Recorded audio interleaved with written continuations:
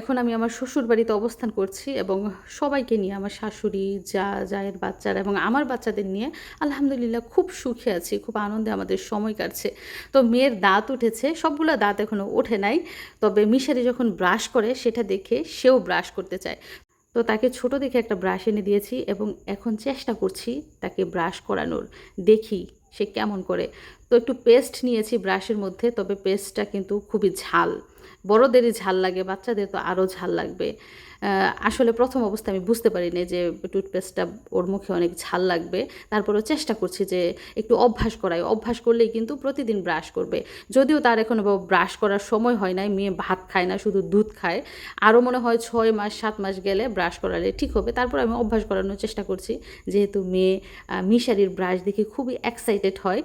আরেকটা জিনিস কি জানেন, যে ভালো, যে মানুষের ভালো করে আল্লাহ না সব সময় তার পাশে থাকে, তার ভালো করে। আমি কখনোই জেনে শুনে বিনা কারণে কারো ক্ষতি করি নাই, কারোর সাথে ঝগড়া করি নাই, কাউকে একটা গালিও দেই নাই।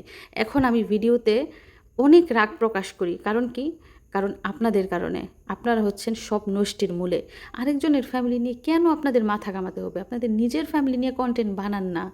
আপনি যদি নিজে রান্না করে না খেতে পারেন, আরেকজনের রান্না করা খাবার সামনে দিল আর সেটা খেয়ে ফেললেন, এভাবে 1 দিন 2 দিন 3 দিন খেতে পারলেন ঠিকই, কিন্তু আপনি কিন্তু কখনোই রান্না শিখতে পারবেন না। আপনার রান্নাটা শিখতে হবে আগে। এজন্য বললাম, নিজের কন্টেন্ট নিজে তৈরি করেন, নিজের যোগ্যতা দিয়ে। আরেকজনের ফ্যামিলি নিয়ে আরেকজনের বদনাম করে এভাবে কখনোই সামনের দিকে এগোতে পারবেন না। কোনদিন শুনছেন মানুষ ব্রাশ করে পেস্ট খেয়ে ফেলতে? এই যে মিষ্টাত খেয়ে ফেলতেছে পেস্ট।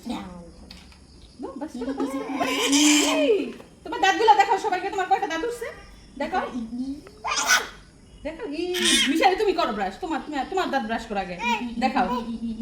হ্যাঁ, বাইরেরটা করাই দাও, দেখি বাইরের দাঁত ব্রাশ করাই দাও। হ্যাঁ, ব্রাশ করে দাও। Brush brush brush brush your teeth, brush with paste. উল্টা না। এখন তোমারটা তোমার টিথ, তোমারটা। আমার তো মনে হইতেছে আমার মেয়েরে ব্রাশ করানো যাইবো না। যতদিন না সে না বুঝবে যে দাঁত ব্রাশ করতে হয়, থুতু ফেলতে হয়, কুলি করতে হয়, ততদিন ওকে ব্রাশ করানো যাবে না। দেখতেই তো পারতেছেন কিরকম করতেছে, জোরাজুরি। ও মিশারিকে ব্রাশ করাই দিতেছে, অথচ ও ব্রাশ করবে না। এটা সে খেলনা ভাবছে। করো একটু ব্রাশ করাই দেখ, করো।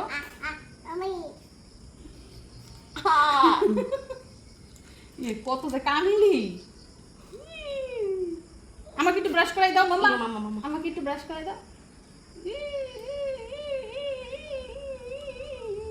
মিষ্টাতে ব্রাশ দিয়ে আমরা ব্রাশ করে ফেলতেছি। আল্লাহ, তোমারটা তো নষ্ট হয়ে গেছে। ওই সম্ভব না, এত আউশ করে মেয়ের জন্য ব্রাশ আনছি। নিচে আমার ব্রাশ করার দরকার নাই, বুঝছি।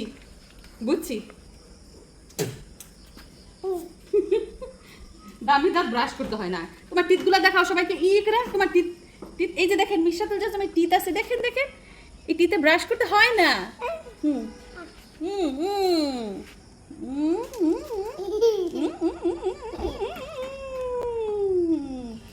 হয়েছে। তারপর থু করে খুলি, এভাবে থুতু ফেলতে হয়,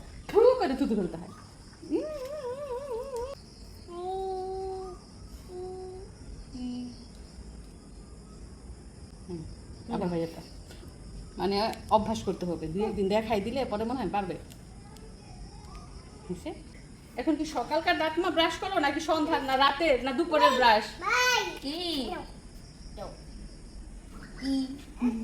আবার করি।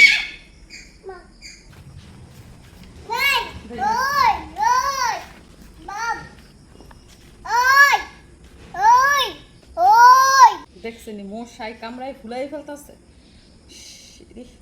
কত যে মশা, মেয়ের অ্যালার্জির সমস্যা, বুঝছেন? মশায় কামড় দিলে একদম গোটা হয়ে যায়, বড় বড়। কি গরম যে পড়ছে, গাইমা মাইয়ার মাথা টাটা চুল টুল শেষ। ভাবতাছি চুল খাটু করাই আনবো, বেশি বড় হয়ে গেছে না চুল, বাঁধতেও দেয় না চুল, আশ্রাইতেও দেয় না, আবার গাইমা চুল একদম ভিজে যায়, ঠান্ডা লেগে যাবে এরকম হইলে। এই জন্য ভাবতেছি চুল ছোট করে আনবো।